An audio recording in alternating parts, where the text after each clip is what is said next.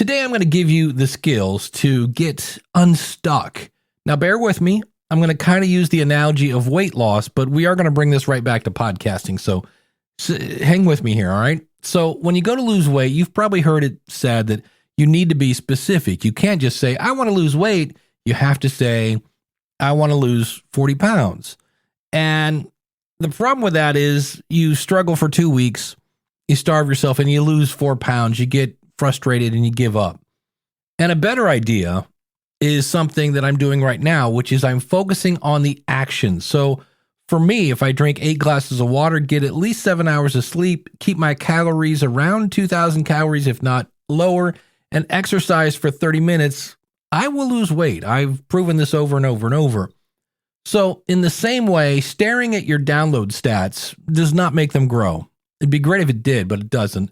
But staring at your audience does, because you learn what they want and you give them what they need. And so today, I'm going to help you come up with a strategy that will stop you from stalling and to keep your podcast going in the right direction. I'm also going to get cursed at by robots. Hit it, ladies. The School of Podcasting with Dave Jackson. Podcasting since 2005. I am your award-winning Hall of Fame podcast coach, Dave Jackson. Thanking you so much for being here. If you're new to the show, welcome aboard. This is where I help you plan, launch, grow, and if you want to, monetize your podcast. My website is schoolofpodcasting.com. Go to schoolofpodcasting.com/listener and save on either a monthly or yearly subscription. And of course, that comes with a 30-day money-back guarantee. Now, the question that every podcaster wants to know is, how do I grow my audience? And so today, again, I'm going to give you the skills to get unstuck. And that goes for people who haven't even launched yet, or if you've already been podcasting and you want to, get going and you're not happy where your numbers are and things like that. So here's how it goes. Well, first things first, I'm going to rebrand a couple of my shows this year, mainly because they have bad names. I didn't follow my own advice. And one is an experiment. Remember, your podcast is an experiment. You try something and you see if it works, and then you take the knowledge from that and you move forward, hopefully in a more intelligent way. And I named one of my shows Leading the Bleeding because it was about the bleeding edge of podcasting. And I'm thinking right now I'm going to rebrand that Future of Podcasting, because that's really what it's about. It's about the whole Podcasting 2.0 thing. And there's already a show called Podcasting 2.0. And I'm batting around and things like that. But the bottom line is, if I say to someone, hey, what do you think? I'm going to do a show called The Future of Podcasting. What do you think it's about? They're going to have a pretty good idea. Whereas if I said, hey, I'm doing a show called Leading the Bleeding. What do you think it's about? People go, leeches? No. I'm considering rebranding the Podcast Rodeo Show. It's a great name once I go, you see, I grab a random podcast and see how long I can hang on. But if you have to give the tagline, maybe that show isn't so, obvious. And so you want the word the out of your title. Podcast, that's another one you don't need. Rodeo, okay. And show, okay. So I'm left with rodeo. And when people search for my show, they get a bunch of stuff about horses. But I'm pondering that whole show, because that's one that was supposed to bring in leads for my consulting, and it doesn't. It's really entertaining, and the people that like me love that show because they know me. But again, I want to emphasize here, your podcast is an experiment, and our goal is to grow our audience. I don't know any podcaster that goes, nope, got enough downloads, thanks, but I'm good.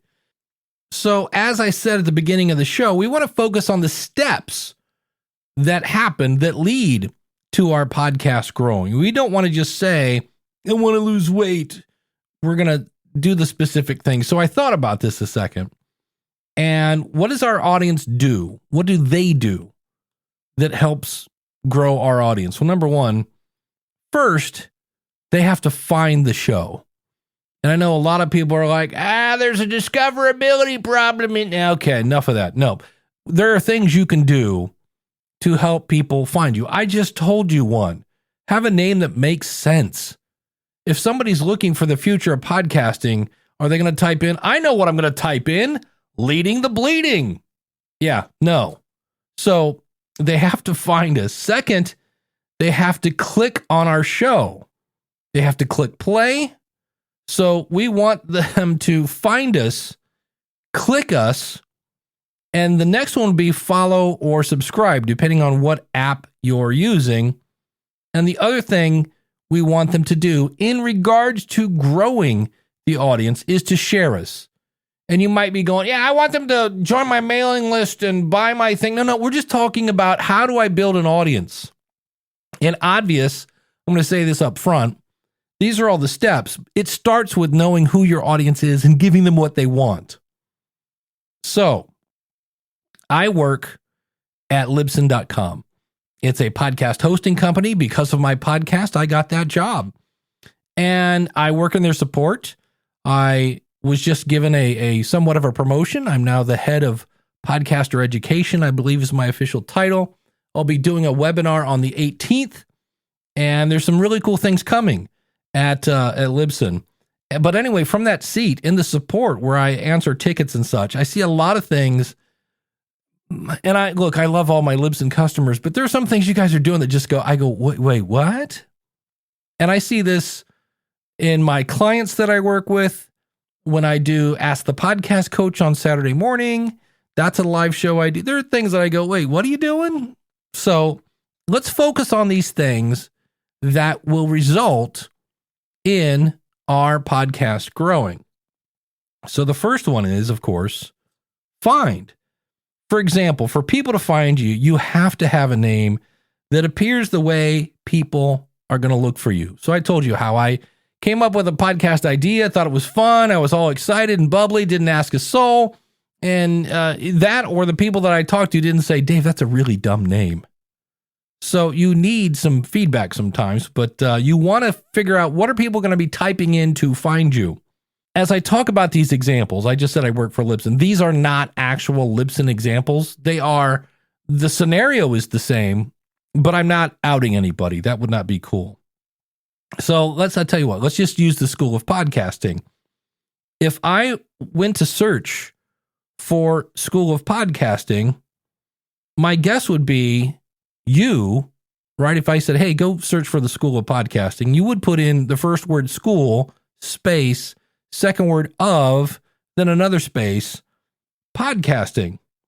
And I'm here to tell you that there are people that would give their podcast a name with all one word, School of Podcasting. Like there's no spaces. And I always think, is that what your audience is going to put in to the search box to find your show? Because I'm pretty sure they're not. And you might say, but Dave, it's our brand. There's a brand here. I was at a strip mall, and I think it was called You Break It, I Fix It. And it was all one word. So what if that's the case? And you decide to name your show You Break It, I Fix It. Right? All one word. I don't know. For me, I know that for me, if I was looking for I break it or you break it, I fix it, I would put spaces in the words if that was the name of the podcast. And this is where, for me, which one is going to help you be found? We're talking about being found. Spaces in the names or sticking with your brand. And that's where I kind of go, hey, remember, it's an experiment.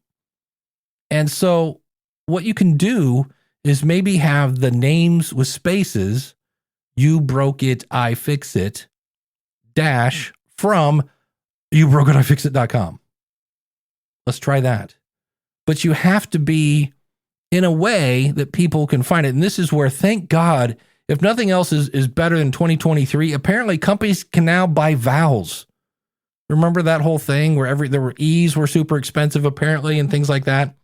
So you can kind of type it in, and that's I think because a lot of the domain names are, everything now is .coffee and .pig and .whatever.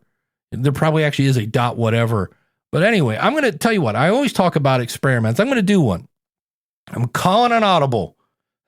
What I'm going to do is what would help me get found. And this is actually coming from Rob Walsh. I saw a presentation of his, and he made a good point. I went, I'm going to have to try that. And so I'm going to temporarily change the name of the show you're listening to right now, currently called the School of Podcasting. Again, I don't think that's a bad name. People know what it is, but I'm going to change it, and it'll say Podcast School from the School of Podcasting. Now, why would I want to do that? Well, because when people want to find a show about podcasting, are they going to type the word podcast or podcasting? Which one are they going to type in first? Or are they going to go, I want to learn how to podcast. I'm going to type in learn or school. They don't know about the School of Podcasting yet. They haven't found me yet, but they know podcasting. So if I type podcasting school and they type in the word podcast and school comes up after it, dash from the School of Podcasting, I might be found more. So I'm going to try that because, as we often say on this show, no one will punch you in the face. What's the worst thing that could happen, right? I can always change it later. I'm going to play, right? I'm not changing the artwork, but if you look in your phone, you're going to see where the name is different. And this is why really knowing who your audience is comes in really handy. When you can ask, hey, what would my audience do? And have a pretty good idea of what they actually would do, kind of comes in handy, don't you think? Now, if you're just starting out, you can ask your friends or your family. And if they're not around, then what do you do? You're like, should I do this or should I do that? Go with your gut. Again, it's not life or death here. So many people think I have to make episode 1 the most epic episode ever. It will be Oscar nominated and Grammy and whatever you do for radio and no. How about we just make it good? Let's go for good. Let's go for very good. In fact, let's aim for perfect because we know we're going to miss that and end up on very, very good. We really kind of overhype things a bit. But it does come in handy if you know what your audience wants. So I ask myself, if you were looking for the School of Podcasting, would you put it in as just one word? Or would you put in 3 words? And I'm pretty sure my audience would put in 3 separate words. So you know what? I started with that. Let's do that. Sounds like a good idea. The decision has been made. Now, if you want to be found, here's another one. List your show in all directories. I talked about this. I can never figure out why people wouldn't do that. And the only thing I can figure is they're not confident in their content. That's the only reason I can think of. Or for some reason you're like, I don't like Spotify. They're immoral scum of the earth. Okay, fine. Then don't list your show on Spotify. But what about the other 12? Holy cow. I mean, ask yourself again, which option would help me get in front of more people who like podcasts? If I only list my show on Apple or listing myself in all the other apps, which one would help me get found? For me, that's listing them wherever I can list my podcast. That seems to make it easier for them. It makes it easier to be found. And when you're found, you have a much better chance of having someone download your show versus when they have no idea you exist. If you want to be found, right, through Google, let's go that route. If you want to be found through Google, you need a website. You can take the description that you put into your media host, and you are putting some sort of description in there, right? Something more than like, in this episode, I talked with Tina about food. Okay. Because again, does that make me want to click? Don't know. So you have a description there in your media host. You can copy that and treat every episode like a blog post. Like a blog post. Copy, paste. There's your description. Go back into your media host, copy the code for your player, copy, paste, done. That's it. And now there are more words for Google to find, which is going to help you get found. Again, you just kind of ask yourself, will adding more detail help me get found by Google? Because what I do is I kind of write a condensed version of my description that you can see if you're listening on your phone right now. There's enough information there for you to decide, do I want to listen to this or not? And then I have all the links that I mentioned. So if you want to click on those, you can. But when I get done with the episode and I publish it, the stuff I have on the website is War and Peace, because I want Google to find it, and Google likes really good words, really good ones. We'll talk about robots and Chat GPT, but it's always interesting when I work with an SEO person, they're like, man, you rank pretty high. And I go, well, call me crazy, but it's written by people for people. I don't really write stuff for algorithms. But I believe adding more words to your website, good words, I believe it's going to help you get found. So I added those words to my website. And if you don't have a website, check out podpage.com. In fact, if you go to trypodpage.com, that's my affiliate link. If you want to learn Podpage, I got a free class on it. So you could go through that and decide if you want to use it or not. Go to Learn Podpage. But just realize we said the one thing they have to do is find you. They have to find you before they can listen to you. You still with me? You having fun? I'm having fun. I'm actually excited more than usual about this episode. And I'm going to take a quick break to tell you about the School of Podcasting. And when we come back, we're going to talk about how do I get people to click my show? They found me, but how do I get them to actually click on my show? Yeah, yeah, yeah. All right. We said we want them to find us. Now I want them to click on me. Click me, baby. Click it. So one of the things that happens from time to time in the School of Podcasting, we have that mastermind group filled with brilliant podcasting minds, is someone will come up and they've had somebody develop a couple different versions of their artwork. And they go, hey, which one do you think is better? And for me, the answer is the one where the title of the podcast is in giant letters. There's no microphone or headphones. And I kind of know what the show's about without even kind of listening to it. But you want to have a great piece of artwork because they see you before they hear you. And I always ask people when they join the School of Podcasting, hey, how did you find me? Because however they found me, I want to go do more of that. And one person said they searched in their podcast app for a show about podcasting, and my artwork, courtesy, by the way, of podcastbranding.co, my buddy Mark over there, he made me look more professional, is what she said. I don't know if the other people did their artwork in crayon or what, but she liked the way my logo looked. So consequently, she clicked on the show. Now, should I make artwork for each episode? This is one of those questions I get. Should I do that? Well, here's the question. Do you have to? No, you don't. If you don't upload any artwork, almost any media host will just continue to use your show's artwork. So there's artwork for your show, and then you can have artwork for your episode. And for the most part, some apps display it, some don't. My buddy Daniel J. Lewis just did an episode about how you can kind of trick Apple into showing your artwork in Apple, because Apple's really confusing, because your episodic artwork will show on kind of their web preview, but not in their app, which means they're not using their own spec. I can't wait to go to Podcast Movement and go, hey, guys, I always forget to ask you this, but what the heck? So should I make artwork for each episode? Well, which one makes your audience want to click more? Now, some people, they don't care. They're not even looking at your artwork. Others obsess about it. It's your show. It's your experiment. How do you decide? Does it help me get found? I don't think so. Does it make people click? Maybe. Probably, right? It's going to make you stand out a little bit because not everybody does that.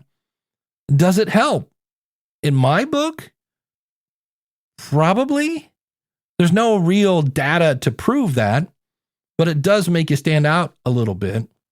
And again, what do you do if you don't know and there's no one to ask? You go with your gut. For me, I went into canva.com and I made a template. It's super easy now to just pop it up, pop in some text, throw in a new picture, update the number, and we're done. And that's my episodic artwork. But if we actually got someone to find you and they click you, one of the things they're going to see is your title of your episode. So the title of the show might have got their attention. Maybe your artwork helped push them over the edge. And then they get to the episode title and all they see is School of Podcasting School of Podcasting 860, School of Podcasting 861, School of Podcasting 8. That's not, how are you going to get them to click?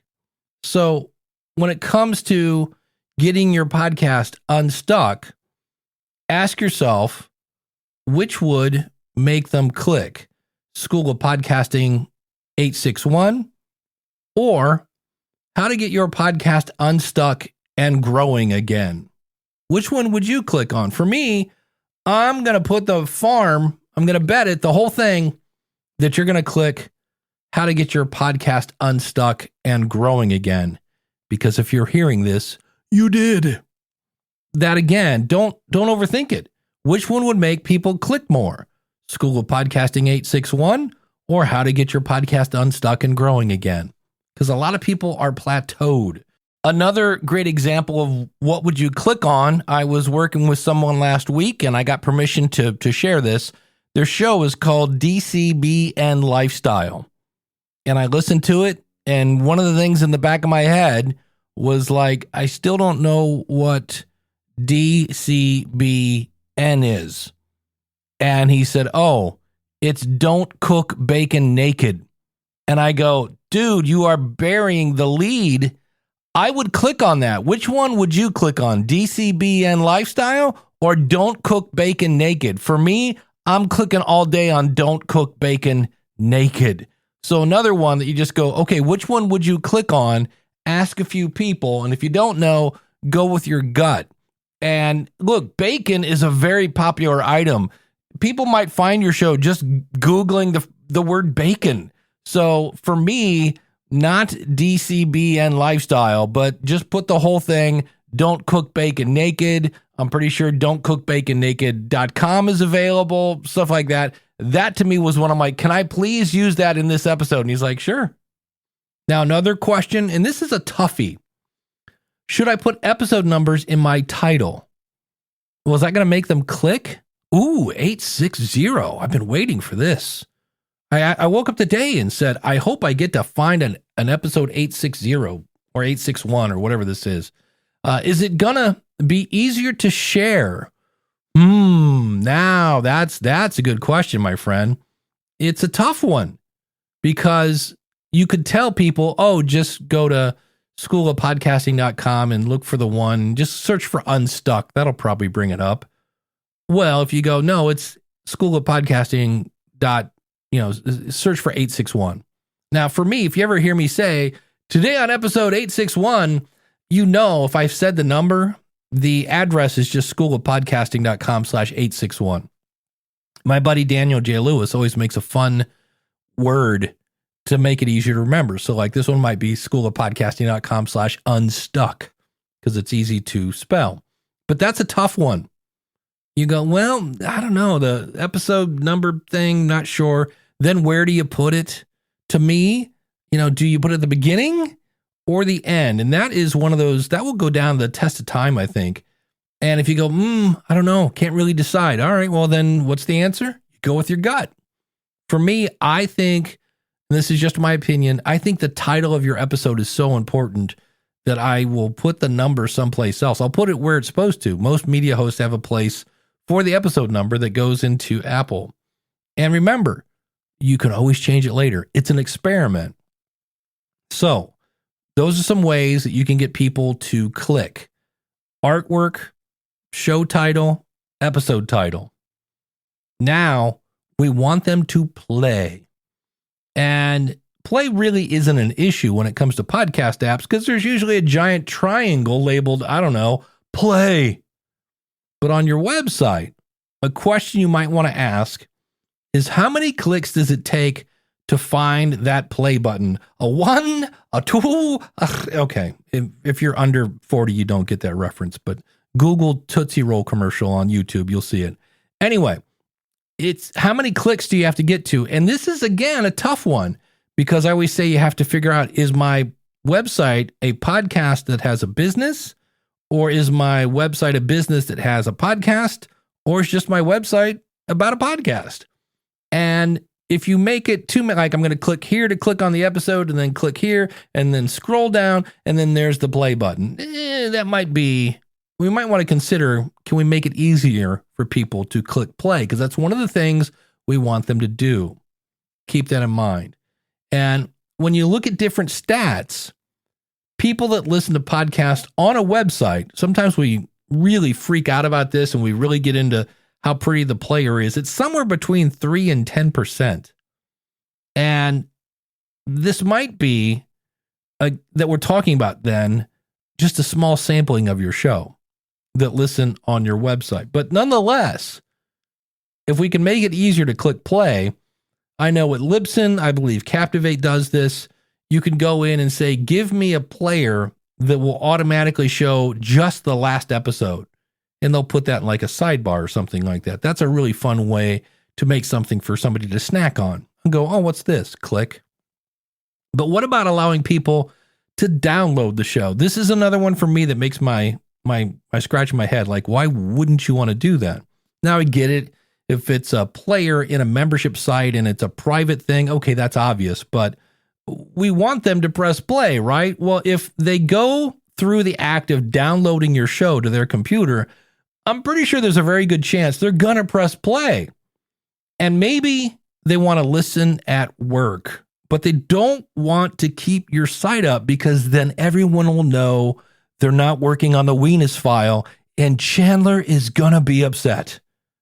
So how does having a download button on your site, how does it hurt? That's the one that always gets me. I'm like, why not make it easy to download? Could it help? Maybe. Well, then do that. Maybe for some reason you're like, nope, I want them listening on my website. Okay. Again, when in doubt, go with your gut. But those are some things we need to think about. How easy is it to click play? We know it's easy on an app. What about our website? And then the next one, follow or subscribe. Now, I'm old school. I'm probably going to say subscribe because I've been saying that for 17 years. But like I know the Apple, Spotify, most people are now in the world of follow. But we want them to do that. We want them to follow. We want them to subscribe so that our information is automatically delivered to their device. You know, in that way, they don't have to find us anymore. It's super easy to play. And now our content can start building that, the bond, you know, our content and their lives, it gets intertwined. It's easier to become part of their routine as we are in their lives. We are right there on their phone. And let's face it, nobody leaves the house without their phone. It's a beautiful thing. And so here's the thing. We want them to follow. We want them to subscribe. Have you ever watched a YouTuber go, hey, you know, don't forget, like, subscribe, and ring the bell, smash the subscribe, whatever we're smashing or whatever. Do you know why they do that? Because it works. I mean, I have felt myself watching a YouTube video and somebody will go, don't forget, you know, if you found this valuable. And in my brain, I'll go, did I find this valuable? And I'll go, yes, I did. And they'll go, you should probably click the like button. I'm like, you know what? I probably should. And then the subscribe button is in the same spot for every YouTuber. It's not like I'm listening to somebody and they're like, oh, that's bizarre. The subscribe button's in the bottom or in the upper left-hand corner. It's in the bottom right-hand corner. So they don't need to tell us to subscribe, but they do because from what I understand, it works. So think about this. You don't want to, since we're talking about subscribing and following, which of course brings up Apple, we have to remember not to spread inaccurate information. And there are still people saying, please rate and review me. It helps us get found from their website. The more listeners engage with your new shows and episodes, meaning they click play, they listen longer, the higher they will rank for relevant search terms. So make sure to promote your shows and episodes on Apple Podcasts when they launch. Make sure your channel name, if you have your own channel, like your own little network on Apple, show titles and episode titles are specific and unique so they may appear in relevant searches. In other words, don't name your show Thinking Outside the Box because 17 people already have. Be distinctive and avoid using names that are too generic or too similar to existing shows. Things like, I don't know, episode 16. Avoid using emojis and repeated episode titles like School of Podcasting, episode 4, School of Podcasting, episode 5. I'll have a link to this out at schoolofpodcasting.com/861. You can click on the source. And while we're on the subject of Apple, let's talk about their charts because we love to obsess over them. For the record, I haven't looked at Apple charts in a while. That's not how I gauge my success. But again, from the Apple website, Apple Podcast charts reflect the most popular shows and episodes available in a given market and are designed to help people discover what to listen to next. In other words, it's kind of a trending chart. They do not reflect all-time listening records and are not a measure of the largest podcast by listenership. So when people go, yeah, I'm the number one podcast in, whatever. Yeah, you're the number one today. That's a trending line. It's not greatest of all time kind of thing. And while Apple, their search has improved a lot in the last few years, we need to ask ourselves again, which is easier to have our audience use? Is it a search tool and hope that we appear in the midst of the other 500,000 active podcasts? Or would it be easier to send them to a page on our website? So whatever your website is, /subscribe/follow. And that way, not only does it make it easier to find us, because, well, they don't have to find us. We're right there. It also helps you reinforce your brand. So for me, schoolofpodcasting.com/subscribe, you can see it right there and click in whatever app you want. Because again, we want people to follow. We want people to subscribe. Now, if you're using WordPress, there's a great plugin from my buddy Daniel J. Lewis. It's called Social Subscribe and Follow. It has all the icons for all the directories. And if you're into it, all the social stuff, the TikTok, the Face apps, the WeChat, whatever it is, it's all there. And it makes it super easy. If you want to see that plugin, go to schoolofpodcasting.com/subscribe. I also use Daniel's My Podcast Review service. And that has a love the podcast kind of link to it. So if you go to schoolofpodcasting.com/follow, it's kind of the same thing. But we want people to follow. We want them to subscribe because then we're part of their routine. And once we're part of their routine, we're really building that relationship with our audience. So we want them to find us. We want them to click us. We want them to follow and subscribe. And last, we want them to share. If people do this, if we can get our audience to do this, our numbers will grow. So that's the last thing we want to do is we want them to share the show. Now, there are a couple strategies here to help boost the number of people who are sharing your show. And one is to clearly, concisely, and confidently ask your audience. So I could look up right now and go, look, we're at the 33-minute mark, and you've been listening here about growing your audience. You know another podcaster that's trying to grow their audience? Could you do me a favor? Boy, it would mean the world to me. If you could if you're on your phone right now, there's probably a share button in the upper right-hand corner. Could you click that and share that with somebody? That'd be so awesome. I'd really, really appreciate it. Thanks. So again, clearly, concisely, really not my strong suit, but okay. And confidently. Don't do the thing where it's like, well, if you kind of want to, maybe, you don't have to, like, okay, our website is .com. Yeah, don't do that. Number 2, though, remember there's this thing called Google.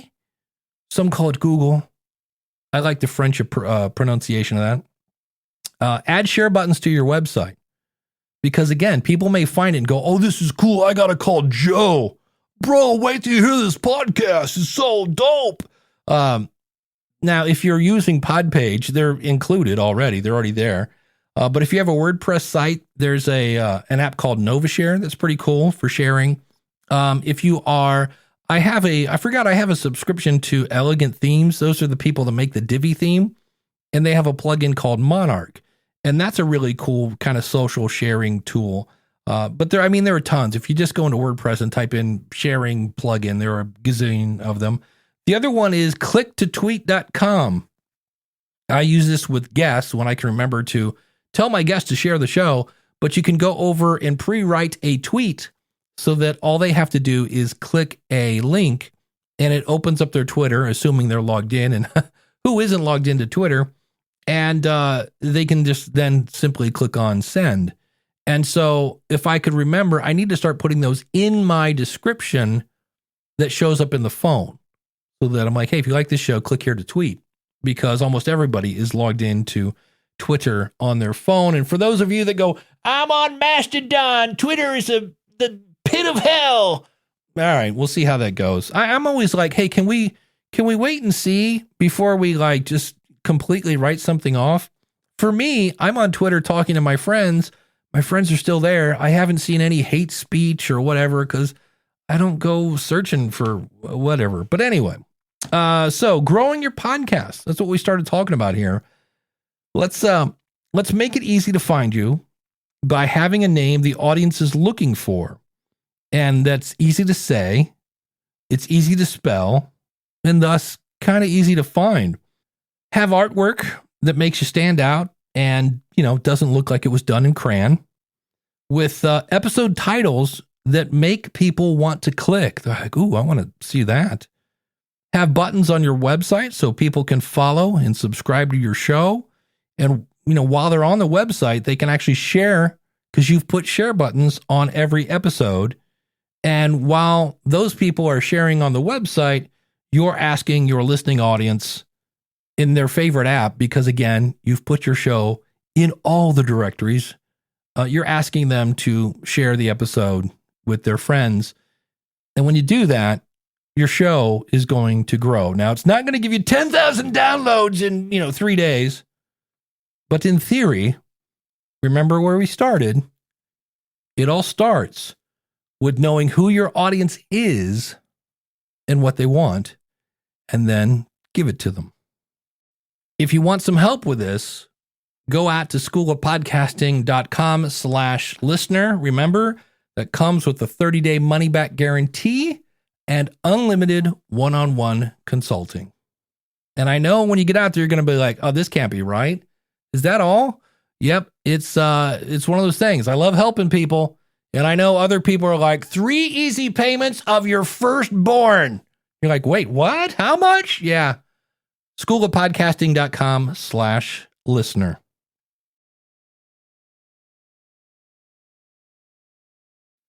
Myself, Daniel J. Lewis, and Ray Ortega do a podcast called The Podcasters Roundtable. We'd been on hiatus, and we came back and we started talking about ChatGPT. This is this automated tool.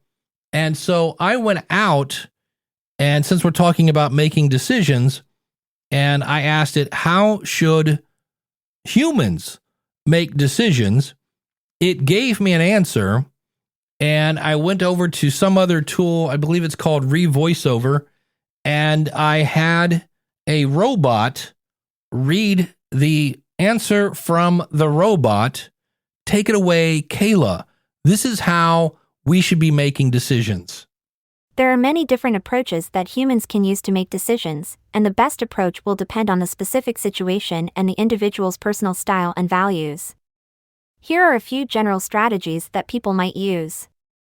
Rational decision making. This involves carefully considering all of the available options and choosing the one that seems most likely to achieve the desired outcome. Intuitive decision making. This involves relying on gut feelings and instincts to make a decision. Decision-making by consensus. This involves seeking the input and agreement of a group before making a decision. Satisficing. This involves choosing the first option that meets specific minimum criteria rather than considering all of the available options. Escalating commitment. This involves continuing to invest time, resources, or energy into a decision even if it is not working out as planned. Ultimately, the most effective approach to decision-making will depend on the individual and the situation. It may be helpful to consider each option's potential risks and benefits, as well as the individual's personal values and goals. Okay. Thank you, Kayla. Okay, Dave. See you later. One more thing. I need a raise. And so in the round table, Daniel J. Lewis made a great point, because there's a part of me that's like, ooh, man, this chat GPT thing scares the bejesus out of me. And in the same way, there are people that are like, Twitter is where fun goes to die. And I'm like, look, can we wait and see what our buddy Elon does before we go completely throwing the baby out with the bathwater? I'm like, and who's doing that with chat GPT? That would be me. So I'm like, all right, let's make sure before it is the end of times, because the robots have taken over. Can we maybe see, this could actually make things better, which is what I've been saying about Twitter. Hey, maybe this guy has found a bunch of, overspending, and he might actually clean things up a bit. And for the record, he's just going to turn it into a bank. If you don't believe me, listen to No Agenda Show. But it's interesting. And what I have found is if you use Chat GPT, is fact check everything. I saw one person ask, how tall am I? This person is famous. And it got his height wrong. And then later he asked it again and he got the height correct. So I'm like, okay, so it's a little flaky.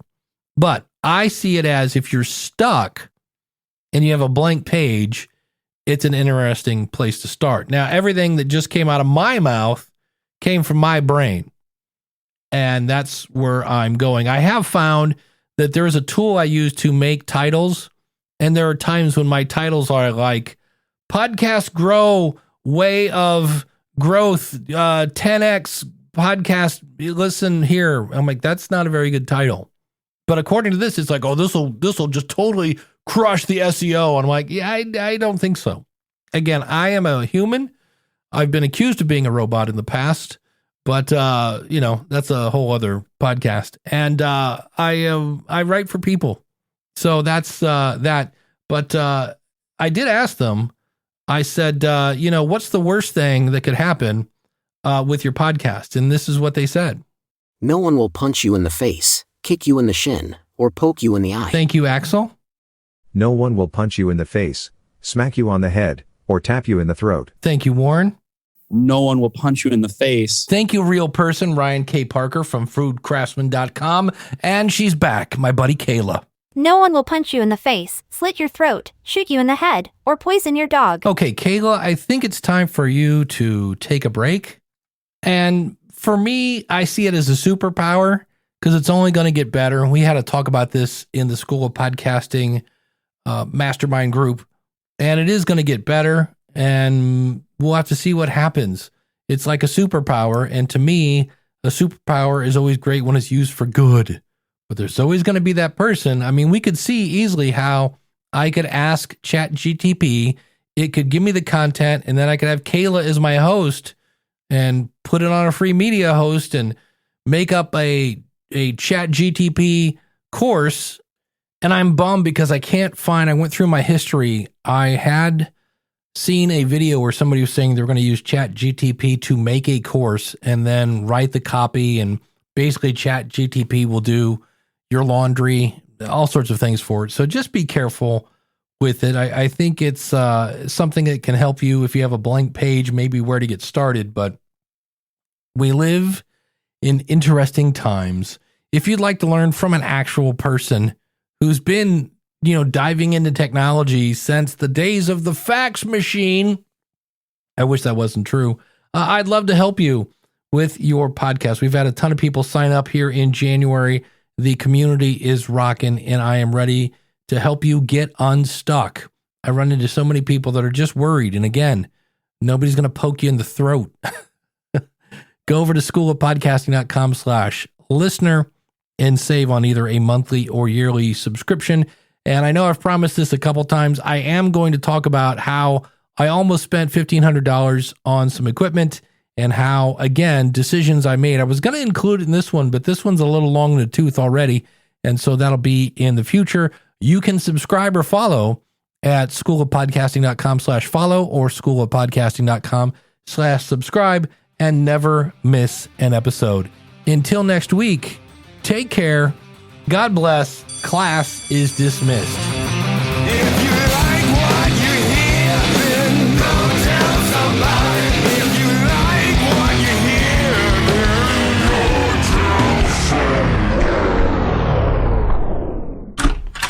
Oh, hey, Kayla. Oh my god! What? Are you still in here? Oh, I'm almost done. I mean, what the f?